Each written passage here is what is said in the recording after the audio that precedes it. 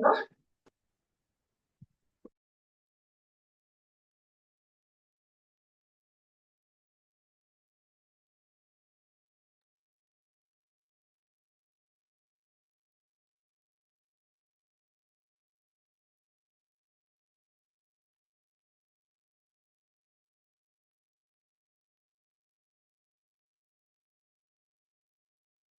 afternoon. Good afternoon Ankit.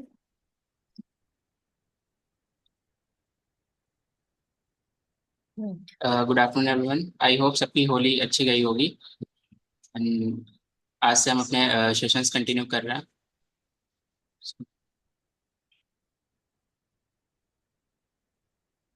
Should we start और wait yes for 2 minutes more? Let's start. Let's start. So good afternoon everyone. Same on Ankit's words, कैसी रही आप सबकी Holi? Hopefully अच्छी रही होगी। Anyways, come back to the topic for today. आज का हमारा टॉपिक है वेयर हाउसिंग पे। जो हम सप्लाई चेन मैनेजमेंट में पिछली बार हमने कौन सा last topic was what? Anybody remember हमने पिछली बार क्या कौन सा मैनेजमेंट करा था? मैं ऑडिबल हूँ सबको Ankit? Yes ma'am, you are audible. Okay. So coming back to our today's topic, this is yes. Coming back to our topic, warehousing, supply chain management का बहुत ही क्रूशियल पार्ट है वेयर हाउसिंग भी। जब हम मैनेजमेंट की बात करते हैं, it is a very very efficient tool. किसी भी गुड्स को हमने प्रोडक्शन लाइन में, हमने अपने बिजनेस की बात कर ली, अपने बिजनेस के जो हमारे गुड्स हैं, एफिशिएंटली उनकी स्टोरेज, उनका मैनेजमेंट और उनको डिस्ट्रीब्यूट करने में warehousing is a very very important part, right? तो today we will start with this thing. हमारे जो वेयर हाउस है, इतने डिफरेंट प्रोडक्ट्स होते हैं, इतने डिफरेंट बिजनेसेस हैं। तो एक ही प्रकार का वेयर हाउस जो होता है हर प्रोडक्ट के लिए नहीं होता है, या फिजिबल नहीं होता है। हर प्रोडक्ट और प्रोडक्शन के हिसाब से, गुड्स के हिसाब से वेयर हाउसेस होते हैं। तो हम उसके डिफरेंट वेयर हाउसेस की बात करेंगे और उनके फंक्शंस क्या होते हैं short, because there are lot of slides. तो आई विल ट्राई कि इसको हम जल्दी जल्दी इसमें आगे बढ़े। एंड आई वुड रिकमेंड कि अगर किसी प्रकार के प्रश्न और हम लोगों की कुछ बातचीत के तरीके से कुछ अपनी तरफ से भी आप शेयर करना चाहते हैं तो जरूर करें, पार्टिसिपेट करें। अगर आप कंफर्टेबल हैं अपनी कंडीशंस में, जहाँ पे आप बैठ कर क्लास को अटेंड कर रहे हैं, अगर वहाँ पे आप कर सकते हैं तो please definitely definitely put your views. तो हम वो भी सुनना चाहेंगे आपकी तरफ से भी, राइट? तो coming back to warehouse, each type of warehouse plays a very very critical role. जो होता है हमारे सप्लाई चेन में, हमारे बिजनेस में, वो इंश्योर करते हैं कि जो हमारे गुड्स हैं एफिशिएंटली मूव करें मैन्युफैक्चरर से कस्टमर तक। तो मैन्युफैक्चरिंग यूनिट से कंज्यूमर तक पहुंचने में वेयर हाउसिंग की बहुत बड़ी भूमिका होती है। और ये कोशिश का ये बहुत जरूरी हो जाता है कि एक वेयर हाउस का जो डिजाइन है और उसका जो फंक्शन है, वो सारा का सारा इस तरह से कन्वीनियंटली क्रिएट करा जाए कि गुड्स को किसी प्रकार का नुकसान ना हो, और मैन्युफैक्चरर को किसी प्रकार का नुकसान ना हो, और सही हालत में कंज्यूमर तक गुड्स जो है पहुंचे। उसके लिए आपकी ऑपरेशनल जो नीड्स हैं वो बहुत ज्यादा परफेक्ट होनी चाहिए, स्टोरेज कंडीशंस राइटफुली राइट होनी चाहिए, अकॉर्डिंग टू द प्रोडक्ट होनी चाहिए। तो ये सब सारी चीजें होती हैं। So coming back to our first slide, this is a first हो गया हमारे टाइप ऑफ वेयर हाउसेज में प्राइवेट वेयर हाउसेज। ये वेयर हाउसेज मोस्टली बड़ी कंपनीज के होते हैं जो अपना खुद का प्राइवेट वेयर हाउस रखती हैं, कि उनके जो प्रोडक्ट्स होते हैं वो प्राइवेटली इसको मैनेज करती हैं। और स्पेशली लार्ज बिजनेस ग्रुप्स जो हैं वो उनके लिए ये होते हैं। जैसे मैंने यहाँ पे एग्जांपल भी दिया हुआ है कि एक रिटेलर जो वॉलमार्ट है, it's a very big shop in retail. तो इनके अपने वेयर हाउस है, यहीं से ये अपने गुड्स को मैनेज करते हैं। और सारा का सारा अपना डिस्ट्रीब्यूशन नेटवर्क जो है, यही इस इनके वेयर हाउस, एक जो इनके अपने वेयर हाउस है, उसी से ही उसको पूरा का पूरा सारे जो डिस्ट्रीब्यूशन का जो नेटवर्क है उन ब्रांचेस में वो पहुंचाते हैं। उसके बाद हो गया public warehouses. These are operated as independent businesses that provide storage services to multiple companies. इसमें भी एमएनसीज मोस्टली होती हैं। इसमें भी कुछ कंपनीज एमएनसीज जो बिग शॉट्स हैं, उनके अपने तो होते ही होते हैं प्राइवेट, बट कभी कभी ऐसी कंडीशंस होती हैं कि मार्केट में ज्यादा गहराई तक रीच करने के लिए और कन्वीनियंटली और टाइमली रीच करने के लिए दे लीज द वेयर हाउसेस, मतलब वो लीज पे वेयर हाउस ले लेती हैं। तो उसका तो उनके लिए ये वाले होते हैं, जैसे कि यूनिलीवर जो है, ये मोस्टली जो होते हैं लीज पे, रेंट पे ही लेते हैं अपने। तो इसमें क्या होता है कि फ्लेक्सिबिलिटी जो होती है उनको मिल जाती है अपने गुड्स को दूसरी जगह पर पहुंचाने के लिए। Right, clear? Excuse me ma'am. Yes. Ma'am, जब हम वेयर हाउस की बात करें, then what is the difference between जो एक छोटा दुकानदार है या जो छोटा बिजनेसमैन है वो अपने स्टोरेज को जिस तरह से मैनेज कर रहे हैं, what is the difference between warehouse and that storage? That's true. We will come to that slide too. जब हम ware types of warehouse की बात कर रहे हैं, मेरे किसी एक स्लाइड में है, आई थिंक इसी के कंटिन्यूशन में I will try. I think you will get your answer. If not then please बिल्कुल आखिरी में आप मेरे से जरूर पूछ लेना। Sure ma'am. But I have put it in my slides too, right?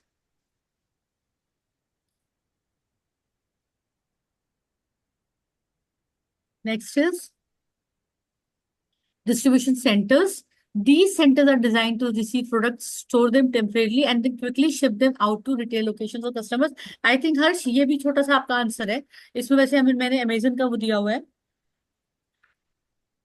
These ये सेंटर्स जो होते हैं, डिस्ट्रीब्यूशन सेंटर्स क्रिएट करे जाते हैं। जैसे कि अमेजन जो है उसके फुलफिलमेंट सेंटर्स है, ई कॉमर्स का जो बिजनेस होता है, इन्होंने अपने फुलफिलमेंट सेंटर्स बनाए हुए हैं where products are store temporarily and ship quickly to customers. तो kind of here this is your answer. आगे आपका और भी आंसर आपको मिल जाएगा अपने मतलब का। बट डिस्ट्रीब्यूशन सेंटर्स क्रिएट होते हैं। These all are a part of warehouse. Warehouse का ये मतलब नहीं है कि warehouse means biggest place, बहुत ज्यादा खुली और बड़ी प्लेस जो है, और कंपनीज इसको वो कर सकती हैं। Warehouse is everything. It can be it can depend upon the goods one is having. जो अपने जो बिजनेस कर रहा है उसके हिसाब से वो किस टाइप की स्टोरेज की जगह की आवश्यकता है। अल्टीमेटली उनको वेयर हाउस ही कहा जाता है, जहाँ पे ज्यादा उसमें क्वांटिटी में माल रखा जाता है, जहाँ तक कि जो स्टॉकिस्ट भी हैं और अपना माल स्टोर करते हैं रिटेलर्स तक पहुंचाने के लिए डिस्ट्रीब्यूटरशिप में, वो भी उनका उनका भी जो स्टोरेज कैपेसिटी जो होती है is also consider as warehouse. But because they are smaller, तो ज्यादा लोग उसको यूज नहीं करते हैं वो स्टोरेज फैसिलिटी। या गोदाम इज ए वेयर हाउस, गोदाम में माल पड़ा हुआ है, इस तरह से वो यूज कर लेते हैं। तो वेयर हाउस मीन्स गोदाम। अगर आपका प्रोडक्ट ज्यादा वॉल्यूम वाला है या ज्यादा स्पेस वो करने वाला है, या बड़ी कंपनी का है कि पूरे देश में उसका इक्विवेलेंट यूजेज हो रहा है, तो वेयर हाउस तब तब बड़े की जरूरत पड़ जाती है। तो अकॉर्डिंग टू योर प्रोडक्ट आपकी वेयर हाउस की नेसेसिटी होती है। जैसे यहाँ पे मैंने कहा अमेजन में तो बहुत सारे प्रोडक्ट्स होते हैं, बट इनका जो होता है रोटेशन है वो बहुत फास्ट होता है। तो इन्होंने डिस्ट्रीब्यूशन सेंटर्स करे हुए हैं। इनको इनका स्टॉक जल्दी एक जगह पे रुकता नहीं है। इनका जो बिजनेस मॉडल है वो इस तरह से है कि जो रोटेट करवाता रहता है। तो they fulfil the consumers demands through distribution centres. उसके बाद है fulfilment centres. The centres focus on processing fulfilling online orders. I think I have mixed distribution centres and fulfilment, दोनों को मैंने आप लोगों को एक साथ ही बता दिया। तो अब ऑनलाइन रिटेलर्स का जो वेयर हाउस है, where all customers orders are packed and ship directly to all consumers. Right, I think this is clear. एक वेयर सो हाउस मैम, होते हैं। Yes. Ma'am distribution centre is basically जहाँ पे pack goods आ रहे हैं and उनको distribute करने वाला। हाँ, वो मेरे ख्याल से आपकी, वही मैं कह रही थी कि डिस्ट्रीब्यूशन सेंटर जो है वो आपके आपको वाला उत्तर है जो आप अभी क्वेश्चन पूछा। तो एंड मैम फुलफिलमेंट सेंटर्स जैसे कि जो यू नो, अमेजोन जहाँ से पिक कर रहा है प्रोडक्ट्स। हाँ, actually my examples have been shuffled, वो ऊपर नीचे हो गए हैं। Amazon is a fulfilment centre, और जो आपका डिस्ट्रीब्यूशन सेंटर है उसमें वही रिटेलर वेयर हाउस है where all customer orders are packed and ship directly to consumers. Right, Harsh, this is the question you were asking. No ma'am, actually I was, जो मेरा question था उसका तो मुझे आंसर मिल गया कि जो एक छोटा सा गोदाम है किसी की दुकान में, क्या वो हाँ। भी एक वेयर हाउस हो सकता है, rather देन कि यस। उसको बहुत बड़ा स्पेस होना चाहिए हो? एक, हाँ, अगर दुकानदार बिल्कुल, मतलब स्टोरेज जो कंडीशन है, आपका जो स्टोरेज की जगह है आपके माल की, that is a warehouse. Depends, जो मैंने बताई दिया आपको कि आपको कितना माल स्टोर करना है। वेयर हाउस इज ए गोदाम। यस मैम, वही मेरा क्वेश्चन था, वो क्लियर हो राइट, गया। राइट। जी, मैम मेरा एक क्वेश्चन है, मैम देवेश जी। है। Right, yes Divesh. Ma'am actually मुझे ये पूछना था कि जैसे आप बात कर रहे हैं कि वेयर हाउस की बात कर रहे हैं, एंड अगर warehouse and dark store में क्या अंतर रहता है? क्योंकि नॉर्मली डार्क स्टोर्स में भी जैसे ब्लिंकिट, जेप्टो एंड इंस्टामार्ट वगैरह भी यही कर रहे हैं, उनके पास बल्क में होता है, बट उनका जो प्रोसेस होता है, क्योंकि नॉर्मली अगर हम्म। बात करते हैं कि अमेजोन का मुझे पता है कि वो मुझे कल डिलीवरी मिलेगी या फिर हम्म। एक पर्टिकुलर टाइम पे, बट जो ब्लिंकिट, जेप्टो, इंस्टामार्ट में उनका रहता है कि 10 से 15 मिनट में रहता है। तो हम्म। उनका जो प्रोसेस होता है वो किस तरीके से रहता है, कि वो किस तरीके से कैटलॉगिंग करते हैं कि उनको पता रहता है कि हाँ इस एरिया में यही सामान बिकेगा? दिस इज अगेन जो हमने शुरू में करा, फोरकास्टिंग। आपका जो बिजनेस मॉडल है वो आपको, हम्म। आप सिर्फ बिजनेस में डायरेक्ट तो उतरते नहीं हो, आप हर चीज को वो करके इवेल्युएट करके अपना बिजनेस शुरू करते हो। तो जो हम्म। ब्लिंकिट और ये जितने भी फास्ट 10 से 15 मिनट वाले रोटेशन में जो चलते हैं, इनका मॉडल ही इस तरह से कि दे नो कि क्या चीज कौन सी, बिकॉज वो सारा का सारा डेटा भी कलेक्ट कर रहे हैं। पहली बात तो उन्होंने फोरकास्ट करी। उसके बाद हम्म। उन्होंने जब मार्केट में माल भेजना शुरू करा तो उनको वो अगर डेटा जो हमने अपनी पिछली स्लाइड में बात करी थी कि they are storing their data, तो उनको अपने वो मार्केट्स, वो पर्टिकुलर कस्टमर्स पता चल जाते हैं कि उस एरिया में जैसे लाजपत नगर है, काकादेव है, तो उस तरफ कौन सा माल ज्यादा जाता है, इधर हमारा ये वाली चीज की ज्यादा खपत होती है, तो दे पुट दैट, उस तरह से वो रखते हैं। तो उनका मतलब इस तरह से है, because we have discussed a lot in our previous slides. तो ओके। इनका मैम ये वाला जो मॉडल है। तो उनके जो स्टोरेज वाली एंटिटीज है, आप उनको वेयर हाउस कह सकते हो, but they are in a very, एक फुलफिलमेंट सेंटर का ही एक पार्ट है। थोड़ा क्विकर आप कह दो ओके। भाई, उनका तो हर वक्त आधे आधे घंटे में निकल रहा है माल।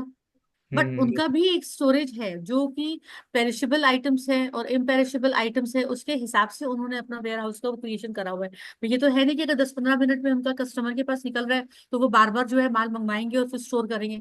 उन्होंने ओके। अपना एक मेजर स्टोरेज का सिस्टम तो क्रिएट करा ही होगा। तो this okay. Way okay, they thank you. Handle this thing. हाँ। ओके। थैंक्स। नेक्स्ट हो गया क्लाइमेट कंट्रोल वेयर हाउस। ये वाले वही हम ये जो होते हैं कोल्ड स्टोरेज है, वो वेयर हाउस कहलाता है। उसमें फ्रोजन फूड्स, वैक्सीन्स वगैरह की ये वाले वेयर हाउस जो होते हैं उसमें जो चीजें खराब हो सकती हैं बाहरी कंडीशंस, वेदर की वजह से, तो इस माल को जाके कोल्ड स्टोरेज में आलू को रख दिया, प्याज को रख दिया, हमारे मतलब वी ऑल नो। तो क्लाइमेट कंट्रोल वेयर हाउसेस होते हैं कि जो कि क्लाइमेट को कंट्रोल करते हैं और अकॉर्डिंग टू वाला क्लाइमेट क्रिएट कर देते करते हैं उन अपने फैसिलिटी में, कि जो सामान रखा हुआ है उसके अकॉर्डिंगली वाला क्लाइमेट क्रिएट किया जाता है कि जिसमें कि उसमें सामान जो रखा हुआ है वो खराब ना हो। राइट। उसके बाद ऑटोमेटेड वेयर हाउसेस, हम टाइप्स की बात कर रहे हैं और इसमें सब तरह के छोटे बड़े बिजनेस सब तरह की हम बात कर रहे हैं। इसमें बड़े बड़े बिजनेस के भी है। तो अब हम लोगों ने देखा भी है कई बार ऑटोमेटेड वेयर हाउसेस जहाँ पर टेक्नोलॉजी का पूरा यूज होता है, ह्यूमन लेबर की कम से कम जरूरत होती है। ये हाईटेक वेयर हाउसेस होते हैं, बड़ी बड़ी कंपनीज इसी को यूज करती हैं, क्योंकि इनके बहुत बड़े इतने वो होते हैं कि अगर वो ह्यूमन या लेबर जो है, ह्यूमन लेबर चल चल कर भी काम करना शुरू करेगी तो वो डेफिनेटली वो थक जाएगी। और बहुत ज्यादा जो वेजेस है बहुत ज्यादा हाई उस पे चले जाएंगे। तो ऑटोमेटेड वेयर हाउसेस बड़ी कंपनीज जिनका हाई प्रोडक्शन है और जिनका बहुत ज्यादा बाहर जाना होता है, ओके। रोटेशन फास्ट होता है उनके लिए जो होते हैं, तो वो जो होते हैं as per the necessity and according to their business, they go for the automated warehouses. Clear. Yes. Next is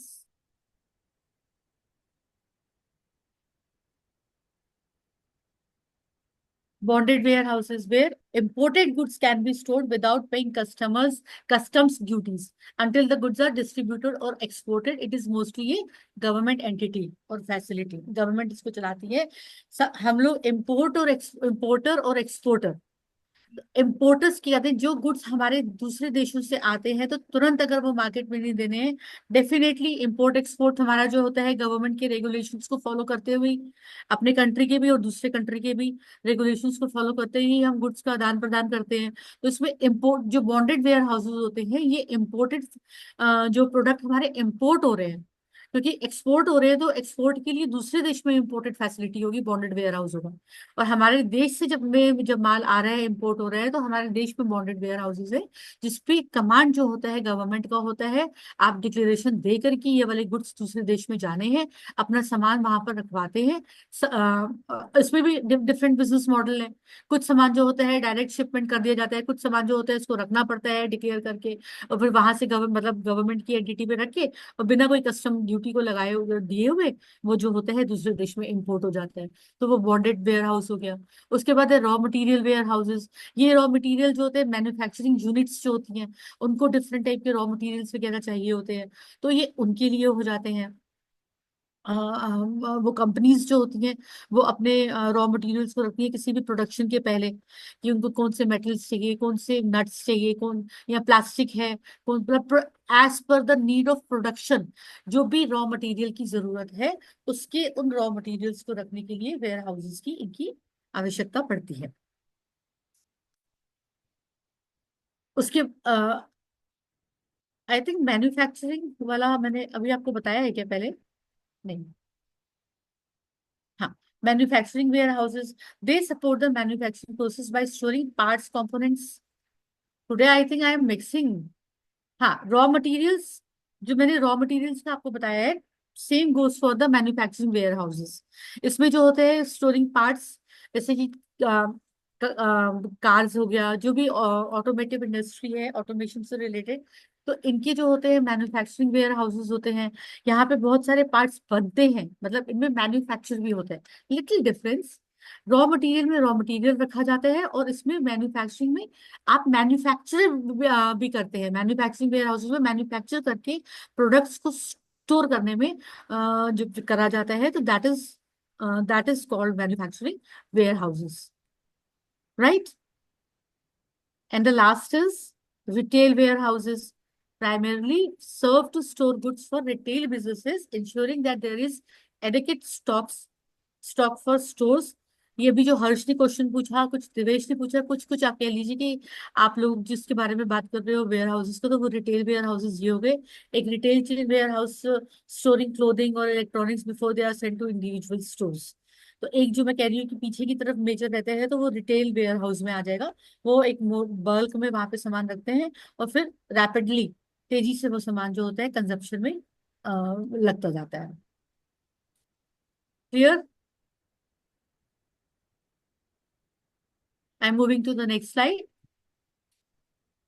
अब अगर आप एक वेयर हाउस प्लान कर रहे हो लेने का या बनाने का, तो आपका, या कंपनीज जो होती हैं जब वेयर हाउस का प्लान करती हैं कि हाँ उनको अपने प्रोडक्ट के हिसाब से एक वेयर हाउस की जरूरत है, क्योंकि नॉर्मली अभी भी बहुत से लोग अपने वेयर हाउस ढूंढते रहते हैं। बहुत सारे बिजनेस में अगर आप देखो, सो मेनी बिजनेसमैन और so many companies they are always looking for warehouses, because उनके पास ऑलरेडी वेयर हाउसेज हैं। But sometimes what happens, production बढ़ जाता है, गुड्स की डिमांड बढ़ जाती है, तब वेयर हाउस की जरूरत होती है। या जब आपने नया बिजनेस करा है, कंपनी नई मार्केट में उतरी है, तब भी वेयर हाउस की जरूरत होती है। तो उस समय आपको जो एक वेयर हाउस होता है उसका लेआउट और डिजाइन के बारे में पता होना बहुत जरूरी होता है। If you are going to अगर आप ऑन लीज कोई वेयर हाउस लेने जा रहे हो, तो you should know that what type of a product you are having, so that कि you can go for a right warehouse for your product.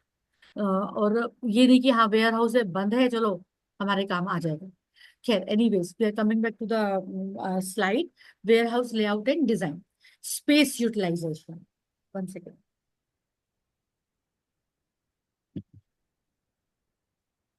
आप जब भी वेयर हाउस का लेआउट कर रहे हैं, डिजाइन कर रहे हैं, तो आपको देखना है, आप जो है सबसे पहले आपने देखना है जो आपका स्पेस है उसका राइटफुली यूटिलाइजेशन हो जाए। जैसे कि आपकी, अगर आपने शेल्व्स रखे हैं, आपका जो सिस्टम है, आप शेल्व से रैकिंग वाला वेयर हाउस है, ये मोस्टली किस में होता है? छोटी स्पेस में। अगर आपको छोटी स्पेस वाले वेयर हाउस है, and depend upon the product, because हम यहाँ पे वेयर हाउस के साइज की बात नहीं कर रहे हैं, यहाँ पे हम बात कर रहे हैं प्रोडक्ट के हिसाब से। हो सकता है बहुत बड़ा वेयर हाउस हो जहाँ पे हम शेल्फ्स को यूज करके स्पेस का यूटिलाइजेशन कर सकते हैं। अच्छा, okay, I ask you a question, बाकी आंसर यहाँ लिखा हुआ है, but I ask you a question, how shelves और racks are useful in warehouses?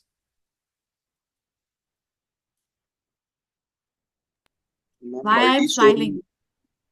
Ma'am multi storey storage मिल जाएगा हम लोगों को। हाँ, क्योंकि तो आंसर मैंने स्टोरेज पहले ही लिख दिया हुआ है। दो आई हैव प्लान कि I will ask question, but I answered it exactly. भाई आप एक के ऊपर एक चीज रखोगे तो बट ऑब्वियस है, बट वो सिस्टम आपका इस तरह से होना चाहिए, क्लैरिटी के साथ। तो वेयर हाउस में स्पेस का यूटिलाइजेशन इस तरह से हो जाता है, हर्ष, यू आर राइट, कि मल्टी स्टोरी जो होता है रैक्स और शेल्फ्स को यूज करके आप बहुत सारा स्पेस को कंट्रोल कर सकते हैं।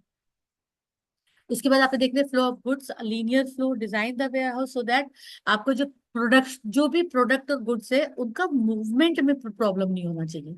इस तरह का वेयर हाउस का आप डिजाइन करें, अगर खुद बनवा रहे हैं तो, अगर आप रेंट पर भी ले रहे हैं तो आपको इस चीज को देखना है कि जहां पे आपके प्रोडक्ट की पिकिंग, पैकिंग और फाइनली उसने एग्जिट होना है शिपिंग के लिए, वो चीज में किसी प्रकार की परेशानी ना हो। तो स्पेस का utilisation is a very very important part. सबसे पहले आप इस पे ध्यान देते हैं, कंपनीज इस पे ध्यान देती हैं। उसके बाद होता है जोनिंग, कहाँ पर माल आ रहा है इनर स्पेस में, जहाँ पे गुड्स को अनलोड करना है ट्रक से, वो जोनिंग में receiving area is very important, कि माल जो ट्रक से अनलोड होगा तो ऐसा तो नहीं है वो स्पेस को रोकेगा। इसलिए रिसीविंग एरियाज जो होते हैं हमेशा एंट्रेंस के पास रखे जाते हैं, और कंफर्टेबल रखे जाते हैं, और हमेशा साइड में रखे जाते हैं, और जो कि डिस्टर्ब ना करें दूसरे ऑपरेशंस को जो वेयर हाउस से रिलेटेड होते हैं। उसके बाद store goods in a way that minimise travel नहीं होने चाहिए। और उसके बाद शिपिंग एरिया, और निकलने का जो आपका है, जो माल आपका निकलेगा, जिस जिस माल को निकलना है, क्योंकि एक तरफ से तो आपका आ रहा है तो आपका जो शिपिंग एरिया है that has to be very clear. ऐसा ना हो कि दोनों में आपस में आने वाले माल का और जाने वाले माल एक दूसरे से टकराते ही रहे, वो कंजेशन हो जाए, एक भगदड़ सी मची रहे, पता चला कि जो आपकी मैन पावर है वही डिस्टर्ब हो रही है एक दूसरे से। तो इसीलिए हमेशा प्रेफरेंस होती है कि जो लैंड शिपिंग वाला एरिया भी, और जहाँ पे माल अंदर आ भी रहे, मोस्टली डोर्स के पास ही होना चाहिए, डोर से दूर नहीं होना चाहिए। बट ऑब्वियस है वो डोर से ही हर जो माल आएगा डोर से अंदर जाएगा, but it has to be very near जहाँ पे भी आपको अपना माल को स्टोरेज करना है। नहीं तो और जब ये तो है नहीं कि अब सिर्फ किनारे ही सारा माल लगा देंगे।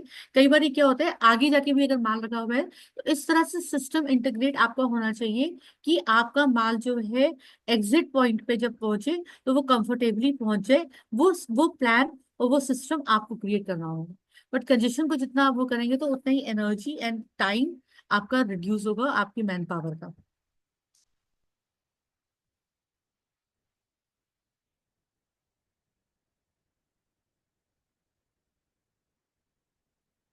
ट्रैकिंग एंड स्टोरेज सिस्टम हमने अभी बात करी। Best of warehouses with broad range of products allowing easy access to each item. अगर आपने रैक्स रैक्स पे रखे हुए हैं और आपने प्लानिंग से रखे हुए हैं तो इजीली जो इस चीज की जरूरत है, और डेफिनेटली जितने भी अभी ये बिजनेस है हम जो जैसे बात कर रहे हैं ब्लिंकिट की और स्विगी की, जेप्टो की, इन सब की, इनकी कितनी जल्दी जल्दी डिलीवरीज हो रही है।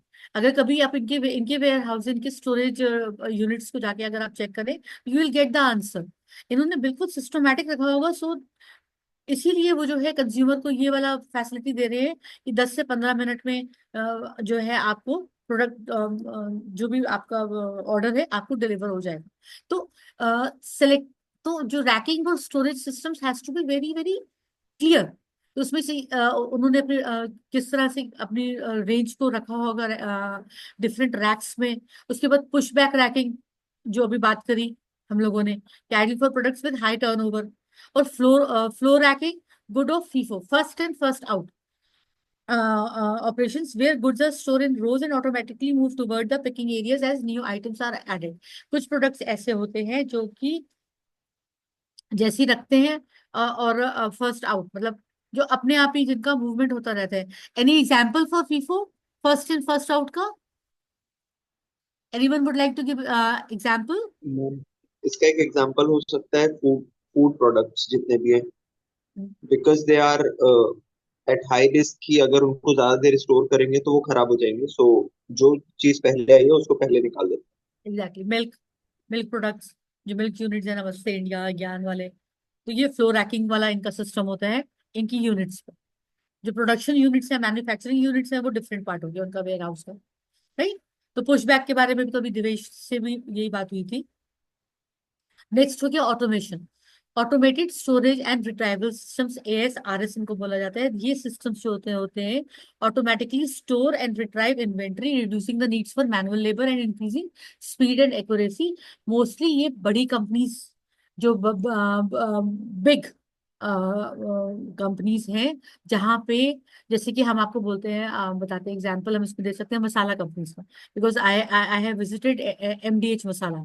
उसका इतना बड़ा वेयर हाउस है कि यू विल गेट टायर्ड। तो उन्होंने वही अपना ऑटोमेटेड बैठने वाले वो रखे हुए हैं, जो गाड़ी होती है जो चलती है, I would say, I don't know what to, उनको क्या बोला जाता है, बट उसमें बैठकर ही आप जो होते हैं उनके MDH के पूरे वेयर हाउस में आप घूम सकते हैं। तो उन्होंने अपना ये जो ऑटोमेटेड स्टोरेज रिट्राइवल सिस्टम बहुत ही उनका परफेक्ट है। प्रोडक्ट बनता जाता है, अपने आप ही मशीन्स में आता जाता है, और अपने आप ही वो पैक होके बिल्कुल एक्यूरेटली जो होते हैं, जहां जहां उसको लगना है पैकेट्स को, पूरे डब्बे उनके तैयार होते जाते हैं और पैक होके नॉर्मली लगते जाते हैं। इसको हम, अगर आप यूट्यूब खोले तो आप ऐसे बहुत सारे यूनिट्स और प्रोडक्ट लाइंस को आप ढूंढ लोगे जहाँ पे कि इस तरह की फैक्ट्रीज चल रही है, जहाँ पे वो ऑटोमेटेड स्टोरेज और रिट्राइवल सिस्टम्स को यूज कर रही है, AS को और RS को। तो जो MDH को मैं बता रही हूँ, तो इट वॉज वेरी वेरी, बहुत ही ज्यादा इफेक्टिव है उनका जो वेयर हाउस है। और वहां पे पूरा का पूरा मैन लेबर नहीं होती है, वहाँ रोबोटिक जो उठाने वाले हैं प्रोडक्ट्स को, पूरे इकट्ठे माल को उठाने के लिए, वहां पे मैन पावर को कम से कम यूज करते हैं। सारा का सारा उनका सिस्टम ही रोबोटिक और ऑटोमेटेड है। जो हाँ, जो मैं बोल रही हूँ कि मुझे पता नहीं है उस गाड़ी का नाम, उसका नाम है AGVs, ऑटोमेटेड गाइडेड व्हीकल्स। तो these technologies can streamline order picking the transportation within the warehouse. जो उनके माल को उठाते हैं, दे आर कॉल्ड AGVs। जो हमें उठाते हैं वो तो गाड़ी का नाम मुझे अभी भी नहीं पता, बट जो माल को उठाते हैं, दे आर AGVs, राइट। हैं। हम क्लियर। बेसिकली गोल्फ टाइप के होते हैं ना जो। गोल्फ कार्स, ओ यस, मुझे गोल्फ बार बार आ नहीं रहा था दिमाग में, गोल्फ दिमाग से उड़ गया। एग्जैक्टली वो गोल्फ कार्स ही होती हैं। तो थैंक यू। तो you got it clear with this thing, yes ma'am. Right. So next we go to, एक वेयर हाउस की शेप किस तरह की हो सकती है। डिफरेंट टाइप के वेयर हाउस होते हैं, तो हम जो वेयर हाउस के लेआउट्स हैं उनके बारे में भी चर्चा कर लेते हैं, उसको भी जान लेते हैं।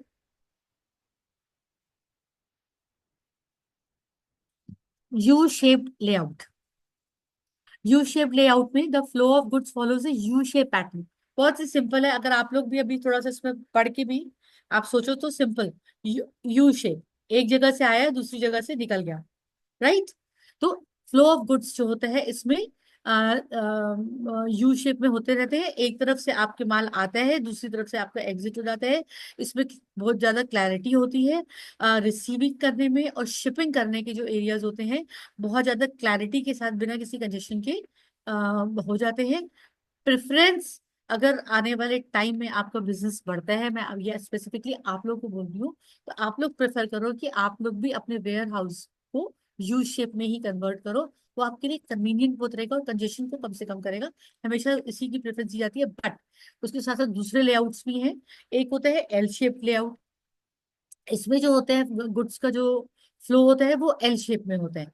यहाँ पे रिसीविंग और शिपिंग एरियाज दोनों बिल्कुल एडजेसेंट कॉर्नर्स में होते हैं वेयर हाउस की।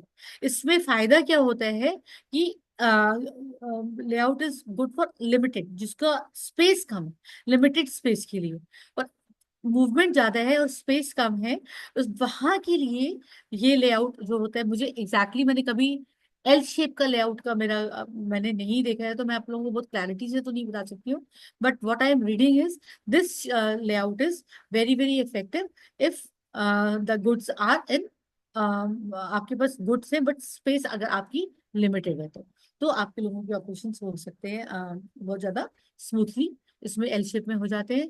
उसके बाद है स्ट्रेट थ्रू लेआउट, एक तरफ से आया दूसरी तरफ से निकल गया, सिंपल लीनियर एंटर, एक तरफ से एंटर कर, एक तो यू यू था, it is equivalent to U, but depends पर द प्रोडक्ट लाइंस। बड़ी कंपनीज जो होती हैं मोस्टली यू शेप को प्रेफर करती हैं, जिनका माल ज्यादा है, जिनका स्टॉक ज्यादा है, जिनके हाई वॉल्यूम में गुड्स होते हैं, they prefer U shape layouts. Straight layout is also very good.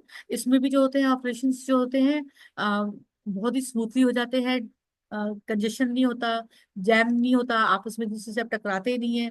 तो और हाई, और ये भी जो होते हैं वो हाई वॉल्यूम्स की जो वेयर हाउस होते हैं, ये भी स्ट्रेट वाला, उसी में ही स्ट्रेट थ्रू लेआउट जो होते हैं उनके प्रोडक्ट्स के लिए ये वेयर हाउस यूज होता है। Right, I think we are clear on this slide layouts में। I am moving forward.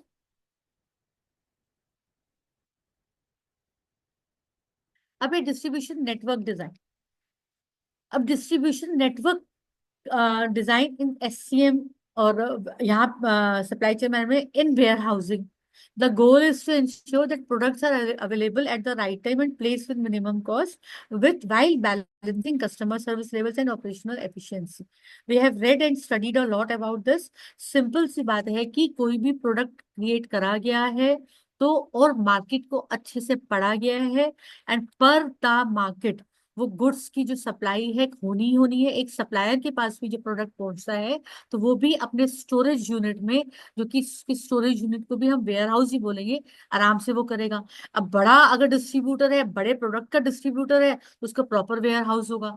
अगर उसका छोटी प्रोडक्ट लाइन है जहाँ पे बहुत ज्यादा जगह की आवश्यकता नहीं है, बट स्मॉल यूनिट वाला स्टोरेज यूनिट है उसकी, even that is also called storage unit. तो सिंपल सी बात है कि एक डिस्ट्रीब्यूशन नेटवर्क का जो डिजाइन है, उसी वेयर हाउस जो होते हैं, आपका जो प्रोडक्ट है उसका डिस्ट्रीब्यूशन आपका कैसा हो रहा है, उसके अकॉर्डिंग अकॉर्डिंग ही आप जो होते हैं, आप अपने जो वेयर हाउस को डिजाइन करते हो, प्लान करते हो, और इस हिसाब से आप अपना आगे बढ़ते हो। तो सबसे बड़ी बात है कि आपका जो डिस्ट्रीब्यूशन नेटवर्क है वो सबसे पहले जरूरत क्या हो गया, आपका warehouse location. Location is important. Why location is important? I am asking a question, if anybody give, Harsh, Devesh. Location हम मैम लोग कहते हैं। Location location for the purpose of distribution बहुत इंपॉर्टेंट होता है। Like if we have a high inflow, तो हम कोशिश करते हैं कि मैन्युफैक्चरिंग यूनिट के पास रखें एंड देन फिर वहां से डिस्ट्रीब्यूशन रखें। एंड इफ देयर इज कि कहीं और से सामान आना है, तो हम कोशिश करते हैं कि शहर के बाहर रहे और शहर के बाहर ही बाहर हम उसको डिस्ट्रीब्यूट कर दें। तो वो डिपेंड्स ऑन कि incoming and outcoming of goods हमारी किस बेसिस पे डिपेंड कर रही है। डिपेंड, बस सिंपल। बहुत क्लैरिटी है आप लोगों को इसके बारे में। तो सिंपल है, बस ये है कि वेयर हाउस की जो लोकेशन है, अभी मैं ये जो स्लाइड पे दिया हुआ है कि सेंट्रलाइज और decentralize, coming back to that, जो वेयर हाउस की लोकेशन है हमेशा वो करिए जो कन्वीनियंट हो, जो आप जो पूरे के पूरे उस प्रोडक्शन और जो पूरा के पूरे गुड्स है, आप जो आपके ऑपरेशन है उसको हैम्पर नहीं होना चाहिए। तो हमेशा जब भी आप वेयर हाउस की लोकेशन को वो करें, आपके प्रोडक्ट के अकॉर्डिंग, कि वो जो प्रोडक्ट डिस्ट्रीब्यूट होना है किसको होना है, क्या आप लोग डायरेक्ट सेलिंग कर रहे हो, कितना उसमें मार्केट तक पहुंचने का कितना टाइम आपके हाथ में है। अगर तो उसके साथ है तो आप डायरेक्ट वेयर हाउस लोकेशन थोड़ा दूर भी होगा तो it is suitable, but sometimes आपका वेयर हाउस बहुत ज्यादा दूर है तो it is not suitable for certain products. तो वो चीज को हमेशा ध्यान में रखना है कि लोकेशन को आपका प्रोडक्ट लाइन के हिसाब से और रीचिंग टाइम के हिसाब से आपको लोकेशन को सर्च करना है, सो दैट कि टाइमली प्रोडक्ट की अवेलेबिलिटी जहां पर भी है, अगर डायरेक्ट आप कर रहे हो रिटेलर को, तो आपके रिटेलर तक हो सके। डायरेक्ट कंज्यूमर क्या है, तो कंज्यूमर के साथ ये जो हमने पिछले अपने एग्जाम्पल्स पढ़े हैं, फुलफिलमेंट सेंटर्स, ये सब लोग वो अकॉर्डिंगली कंज्यूमर के हिसाब से उन्होंने अपने वेयर हाउस क्रिएट करे हैं। तो coming back to warehouse location on this slide, ये है सेंट्रलाइज्ड वेस्ट डिसेंट्रलाइज। सेंट्रलाइज्ड नेटवर्क क्या हो गया, सिंगल लार्ज वेयर हाउस, जो कि बहुत ज्यादा बड़े जियोग्राफिकल एरिया में वो करता है, बड़े एरिया को कवर करता है गुड्स के लिए, and this can lower operational cost. एक बार में माल निकला और एक बार में वो मार्केट में खप गया सिंपली। तो अगर इसमें लोकेशन थोड़ी सी दूर भी होती है सेंट्रलाइज में, तो दिस विल वर्क। और डिसेंट्रलाइज नेटवर्क में यहाँ पे मल्टीपल स्मॉलर वेयर हाउसेज होते हैं। सिंपली स्टॉकिस्ट आपने कर लिए, आपने डिस्ट्रीब्यूटर्स कर लिए, आपने बड़ा स्टॉकिस्ट कर लिया, उनके पास चला गया। और फिर वो जो होते हैं जहाँ पे कस्टमर एरियाज है, हर कस्टमर हर एरिया में एक एक स्टॉकिस्ट कंपनी नियुक्त कर देती है, वहां पर अपना माल भेज देती है। और वो जो होते हैं रिटेल रिटेल शॉप्स में माल भेज के कस्टमर्स की जरूरतों को पूरा करवा देते हैं, वहां गुड्स पहुंच जाते हैं टाइमली। इसमें जो होते हैं डिलीवरी की स्पीड जरूर बढ़ जाती है। तो और साथ ही साथ आपको ये भी कंसिडर करना है कि जो आपका वहां पर जो भी आप जहां पर भी वेयर हाउस क्रिएट करने का प्लान कर रहे हैं, जो भी आपका डिस्ट्रीब्यूशन आप जो नेटवर्क क्रिएट कर रहे हैं, तो वहाँ का रियल एस्टेट प्राइसेस क्या है, आपकी लेबर कॉस्ट कितनी है, वहाँ के रेगुलेशन क्या है, उन सब एरियाज की उन सब से भी आपको पूरा का पूरा अंडरस्टैंडिंग होनी चाहिए। नहीं तो आपके ये जो आपके जो हाउसिंग वाले हैं, नगर निगम हाउस, क्या बोलते हैं इसको, नगर निगम के हाउस डिपार्टमेंट एंड जलकल विभाग, जलकल विभाग एंड हाउस वाले को क्या बोलते हैं?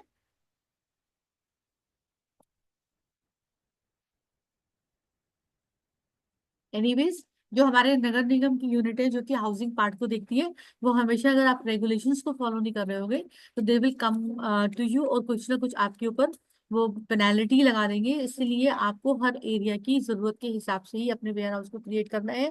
बेटर है अगर आपका रियल स्टेट का मतलब होगा कि महंगी जगह पे आप ये सोच रहे हैं कि मेरे गुड्स जो है बहुत अच्छे से डिस्ट्रीब्यूट हो जाएंगे फलानी जगह पे, जल्दी से मेरी रीच हो जाएगी मार्केट के अंदर, तो आप जो है महंगी जगह पे अगर अपना एक वेयर हाउस खोलते हो, तो आई थिंक रेंट देने में ही सारा आपका निकल जाएगा। या आपकी अगर आपने परचेज भी करे तो वो इतना महंगा कॉस्ट होगा कि उसको कवर करते करते it will take lot of time. You have to be very very calculative while going for the अपने प्रोडक्ट को डिस्ट्रीब्यूशन कराने के लिए, व्हेन यू आर गोइंग और search for your warehouse location, you have to be very very critical. वो जो सारे aspects हैं, आपने बिजनेस चलाने के लिए, सप्लाई चेन को मैनेज करने के लिए सोचे हैं, आपने सारे की सारी हेड हंट करिए, तो हेड हंट में ये वाले पार्ट भी होते हैं। हर छोटी छोटी चीज को आपको कैलकुलेट करना है, आपके अपने प्रोडक्ट, अपनी नीड और अपनी जरूरत के हिसाब से, कि क्या इसकी जरूरत है, क्या इसमें काम चल सकता है। अगर आप स्टार्टिंग में है, नए बिजनेसमैन है, तो आप एक छोटी लोकेशन और सिंपल सस्ती जगह किराए पे लेकर भी अपने स्टोरेज की समस्या को समाधान कर सकते हैं, एज पर द प्लानिंग, कि किस तरह से आपने वहां से अपना माल जो है मार्केट तक पहुंचाना है, वो भी कॉस्ट इफिशिएंसी को फॉलो करते हुए। नेक्स्ट है वेयर हाउस की फंक्शनैलिटी, वही जो भी मैं बात कर रही हूँ, स्टोरेज बेस्ट बस रैपिड डिस्ट्रीब्यूशन, ये मैंने बात कर ली। उसके बाद है inventory management, just in time करना है। आप जब डिजाइन डिस्ट्रीब्यूशन नेटवर्क तो आप जब डिजाइन कर रहे हैं, तो सबसे पहले आपने देखना है कि आपका प्रोडक्ट कैसा है। बिल्कुल जस्ट इन टाइम फौरन फौरन निकल रहा है ब्लिंकिट और उसकी स्विगी की तरह, या बफर स्टॉक करके फिर वो मार्केट में डिस्ट्रीब्यूट होता है, इस चीज का आपने ध्यान रखना है। उसके बाद आपने ट्रांसपोर्टेशन नेटवर्क देखना है, आपने डिफरेंट ट्रांसपोर्टेशन मोड्स को एज पर अकॉर्डिंग टू योर बिजनेस, आपने इस चीज को देखना है कि आपका माल जो है रोड से जा रहा है, अगर आप एक्सपैंड कर रहे हैं तो दूसरे शहरों में भी जा रहा है, तो वो रोड से जाएगा कि रेल से जाएगा कि एयर से जाएगा। बट ऑब्वियस है एयर और सी के लिए तो प्रेफरेंस वही एक्सपोर्टर्स की होती है, तो उनको आप तो ट्रांसपोर्टेशन नेटवर्क जो है उसको अगर आप वो भी आप बहुत ज्यादा क्रूशियल पार्ट है, इसको भी आप बहुत ज्यादा ध्यान में रखेंगे। और दूसरा है हब एंड स्पोक और direct shipping models to minimize cost. Hub and spoke is what? Anybody knows about hub and spoke? No ma'am. Central hub, ये रहा आपका hub and spoke model, central hub with regional distribution points. एक central hub पे माल पहुंच गया और वहां पे रीजनल डिस्ट्रीब्यूशन पॉइंट्स है, रीजन के हिसाब से। हमारे दिल्ली में माल पहुंच गया, अब दिल्ली से हम कौन, अब हमने दिल्ली के बिल्कुल बगल में हरियाणा पड़ गया, गुड़गांव में माल भेज रहे हैं, तो वहां पे हमने एक रीजनल अपना डिस्ट्रीब्यूटर स्टॉकेज बनाया हुआ है, वहां पर हमने माल भेज दिया। तो ये हब एंड स्पोक मॉडल होता है, ये भी बहुत ज्यादा कॉस्ट इफेक्टिव माना जाता है। ठीक है। Ma'am is it like Amazon, जो जैसे कि लखनऊ आया ट्रांजिट में एंड देन फिर लखनऊ से कानपुर गया, लखनऊ से बाराबंकी, लखनऊ से। हाँ, ये सिटी वाइज हो गए, दे आर नॉट रीजन्स। अब दिल्ली के लिए ma'am Haryana is a like region. Ma'am like Lucknow आया, तो लखनऊ यूपी का एक मतलब यूपी के एक सिग्निफिकेंट पार्ट का एक रीजन हो गया, हाँ मतलब एंड देन फिर हाँ हाँ बाकी हाँ उस रीजन को केटर कर हाँ रहा है। हाँ हाँ हाँ, okay, right right, rightfully right, ठीक है। तो ये उसमें क्लैरिटी होगी, मतलब सिंपल सी चीजें हैं ये, मतलब आप लोग अभी, बिकॉज होता क्या है कि हम जब पढ़ लेते हैं ना, जो ये मेरा प्रैक्टिकल एक्सपीरियंस है कि when we go through this thing, तो हमें चार चीजें पता होती हैं, हमें एक या दो चीजें एक्स्ट्रा पता चल जाती हैं। अभी ये जो सब हम पढ़ रहे हैं ये सब आप लोगों को पता होगा, बट क्लैरिटी ज्यादा हो गई होगी। तो अब जब आप इम्प्लीमेंट करोगे अपने बिजनेस में, आप as per the new business owners, या अगर आप पुराने भी हैं अपने बिजनेस में और एनहेंस करना चाह रहे हैं फर्दर आगे, उस हिसाब से you will come up with lot of ideas. तो ये आपके लोगों के लिए बहुत ही एफिशिएंट साबित होने वाला है। तो coming back to my slide again, ये है डिस्ट्रीब्यूशन नेटवर्क स्ट्रेटेजी क्या बनानी है। इसमें जो है डिस्ट्रीब्यूशन नेटवर्क की जब स्ट्रेटेजी प्लान करते हैं तो सबसे पहले आपको कस्टमर सर्विस को ऑप्टिमाइजेशन करना है। हमने सप्लाई चेन में पहले भी वाली बात करी थी कि फास्ट डिलीवरी हो जाए, fast according to the business, आपको टाइमली डिलीवरी देनी है, और टाइमली जो है कंज्यूमर के पास माल पहुंच जाए। अब हर बिजनेस मॉडल डिफरेंट है। यहाँ पे जैसे अभी फुलफिलमेंट एक्यूरेसी हाई ऑर्डर की है, फास्ट डिलीवरी टाइम्स, ये ब्लिंकिट वाले हैं। ये कस्टमर सर्विस ऑप्टिमाइजेशन ऑप्टिमाइजेशन में पूरा ध्यान दे रहे हैं, क्यों? क्योंकि इनका बिजनेस मॉडल है क्विक। आपने ऑर्डर करा, क्विक माल पहुंचा, जल्दी जल्दी, वो जो पूरा उनका गोला घूम रहे हैं, फास्ट फास्टर वे में घूम रहे हैं। अब ये डिपेंड करते हैं दूसरे, अगर यूनिलीवर से माल आ रहा है, बड़ी कंपनी से माल आ रहा है, या दूसरी कोई भी प्रॉक्टर एंड गैम्बल, आरएसपीएल, जो भी मैंने कंपनी, जितनी भी बड़ी एमएनसीज है, अगर एमएनसीज अपना माल भेज रही है तो दे नो देयर रोटेशन। तो उनको अपने जो उनकी जो उन्होंने अपने डिस्ट्रीब्यूशन नेटवर्क की जो स्ट्रेटेजी बनाई हुई है, this is all plan. You plan, और अल्टीमेटली उन सब का जो एक अंत है वो इसी चीज पर है कि कंज्यूमर सेटिस्फाइड हो जाए, माल जो है टाइम पे उपलब्ध हो।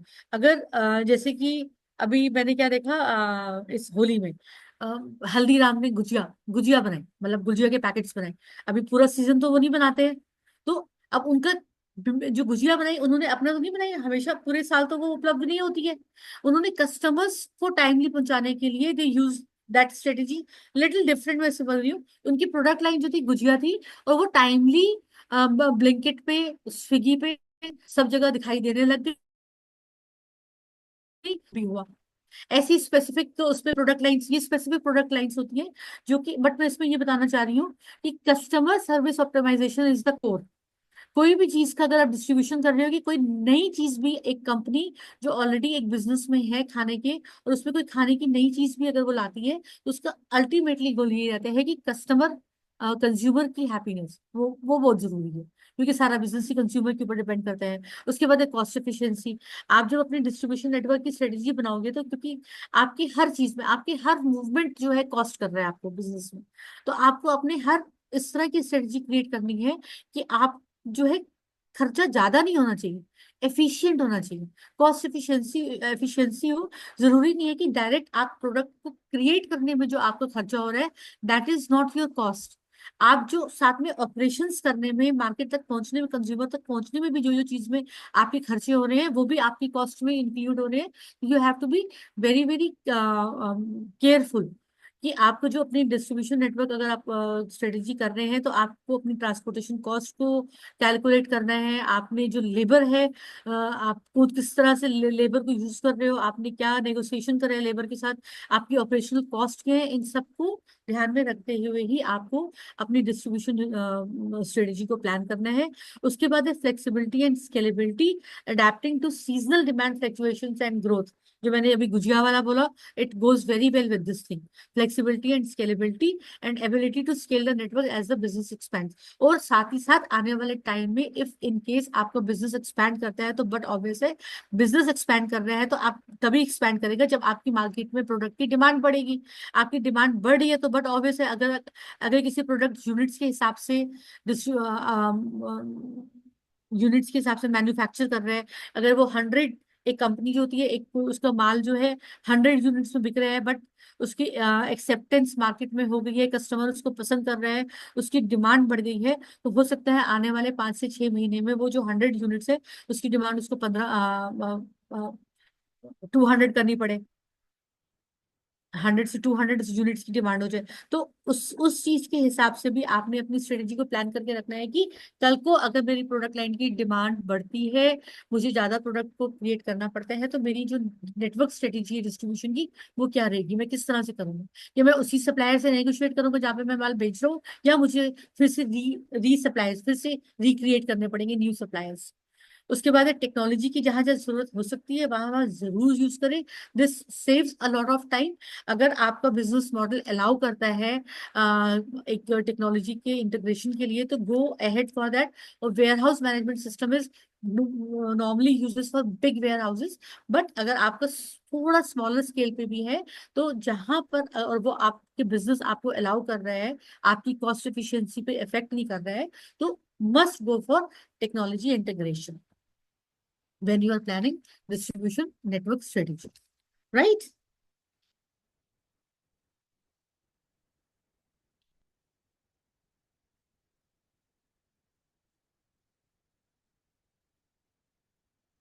अभी तक जो हमने ऊपर करा है last slides, because we are almost done with the session, but I just need to ask any questions, any specific questions if someone is asking. कोई पूछना चाह रहा है? No ma'am. सब क्लियर है, राइट। उसके बाद आ जाता है types of distribution network strategies. अब जो डिस्ट्रीब्यूशन नेटवर्क स्ट्रेटेजीज की टाइप्स कितनी होती है, इसमें भी कई तरह की टाइप्स होती हैं। पहला हो गया single distribution center, one central warehouse serving all regions. एक सेंट्रल वेयर हाउस है, वहीं से माल जो है डिफरेंट रीजन्स में जा रहा है, डिफरेंट रीजन्स में पहुंच के उसके आगे जो सारा नेटवर्क स्टॉकिस्ट और डिस्ट्रीब्यूटरशिप का क्रिएट करा हुआ है वहां पर जा रहा है। उसके बाद जो आगे रिटेलिंग पे जाना है वो रिटेल शॉप्स में पहुंच रहा है, और उसके बाद उसकी खपत हो रही है। ये हो गया। Next is multiple distribution centres. इनके सबके शॉर्ट फॉर्म भी है, एसडीसी, एमडीसी। ये होते हैं सेवरल वेयर हाउसेज नियर की मार्केट्स, जो मैंने अभी पिछली स्लाइड में भी बोला कि खूब सारे। ये मोस्टली जो सिंगल डिस्ट्रीब्यूशन सेंटर है, इसमें जो वेयर हाउस होता है उसका जो साइज होता है is always very big, huge size होता है।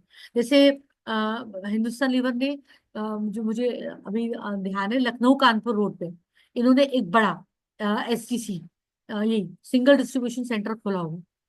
यहाँ से ये रीजन तो क्या मतलब पूरे के पूरे, बिकॉज लिवर के प्रोडक्ट्स भी ज्यादा है, लाइन भी ज्यादा है, तो रीजन तो मैं नहीं बोलूंगी इसको कि रीजन्स पे तो जाते ही जाते हैं, बट जितने भी शहरों को ये लोग वही सिंगल डिस्ट्रीब्यूशन सेंटर से ही कवर करते हैं। जितना भी माल जो होता है सिंगल डिस्ट्रीब्यूशन सेंटर से ही सारा का सारा स्टॉकिस्ट के पास, और जो इनके एजेंट्स होते हैं, डिस्ट्रीब्यूटर्स होते हैं, उनके पास पहुंचता है। और मल्टी डिस्ट्रीब्यूशन डिस्ट्रीब्यूशन सेंटर्स में कोई मुझे एग्जांपल देना चाहेगा? सेवरल वेयर हाउसेस नियर की मार्केट्स, दो आई नो मैं बता दूंगी, बट आप में से कोई मुझे एग्जांपल देगा?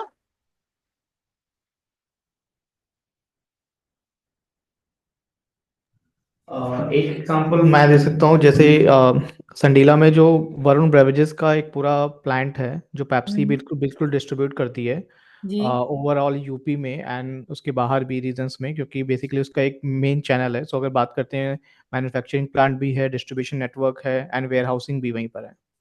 तो मतलब मल्टीपल उन्होंने अपना वो खोला हुआ है एक तरह से, जी। जिसमें ये वो करते हैं। Wonderful, thank you so much. तो ये एक हमारा बहुत अच्छे से एग्जांपल हो गया मल्टीपल डिस्ट्रीब्यूशन सेंटर्स का। तो बस इस तरह से ये हब, और उसके बाद नेक्स्ट हो गया हब एंड स्पोक मॉडल, जिसमें हो गया central hub with regional distribution points. इसमें भी क्लैरिटी हो गई है? We were clear Harsh, we are not repeating. Yes ma'am. And हाँ, क्रॉस टॉकिंग, बिकॉज एक क्वेश्चन भी मैंने आप लोगों के लिए रखा हुआ है जो इम्पेरिशेबल आइटम्स का मुझे पूछा था। Coming back to that, 5 minute में उस पर लगाना चाहूंगी। लास्ट हो गया cross docking, immediate sorting and shipping of goods without storing. जो क्रॉस टॉकिंग हो गया सिंपल, जो हमने भी बात करी ब्लिंकिट स्विगी, ये लोग इमीडिएट करते हैं sorting। उसके बाद हो गया direct shipping, drop shipping, goods ship directly from suppliers to customers. I think they are just names, ultimately सब जो है एक पूरा का पूरा डिस्ट्रीब्यूशन जो स्ट्रेटजी होती है उसी के रूल्स को सब फॉलो कर रहे होते हैं। डायरेक्ट शिपिंग में माल जो होता है सप्लायर के पास पहुंचता है, माल पहुंचा और तुरंत सप्लायर ने जो है, जैसे कि ये अमेजन के आइटम्स है, क्लोथिंग लाइंस के आइटम्स है, फॉरेन कस्टमर्स के पास आगे फॉरवर्ड कर दिया जाता है। तो इसमें सबको क्लैरिटी हो गई। So we are done today. Yes, ma'am. हाँ, good. And last time in my class perishable and imperishable items से रिलेटेड एक क्वेश्चन किसी ने करा था। What was that and who was that?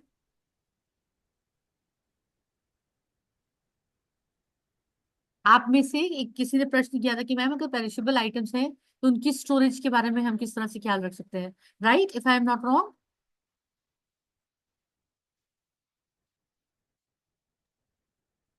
I think I am not getting.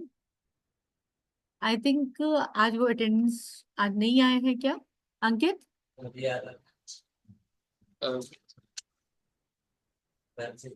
Ma'am एक बार question बताइए फिर से। क्या था? मेरे से ये प्रश्न हुआ था कि मैम पेरिशेबल आइटम्स हैं जिनकी शेल्फ लाइफ बहुत कम होती है, उनको स्टोर, उनकी स्टोरेज में समस्या आती है, उनको किस तरह से सेव करा जा सकता है? हाँ जी ma'am,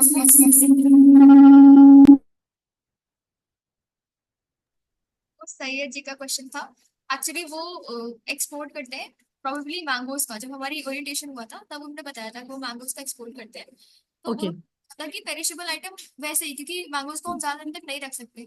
yes, that is why I have come up with the some answers. So I just wanted to discuss because हमने इसी उसमें क्लास जो थी एंड करी थी इसी नोट पर कि we will discuss it when हाँ, we'll get और time. वो हमें और भी So I just details wanted देने to वाले give. थे थोड़े, बट तो उनका अभी कुछ। अभी I think he is not available today. हाँ, he is not available today So also, but then when उसके he will बाद come, then कुछ। we will. हाँ, जब वो आ जाएंगे then we can discuss. Right. So done for today. Though we are having much of time, अगर 2-4 minute में किसी को किसी प्रकार का कोई प्रश्न हो, कोई डाउट हो अपने बिजनेस से रिलेटेड, तो they can ask. I am all available with my answers.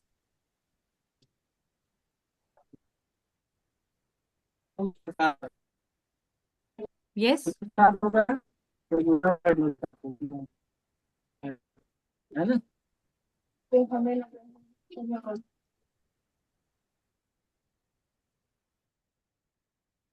So Ankit, we are done because no question from any question from anyone.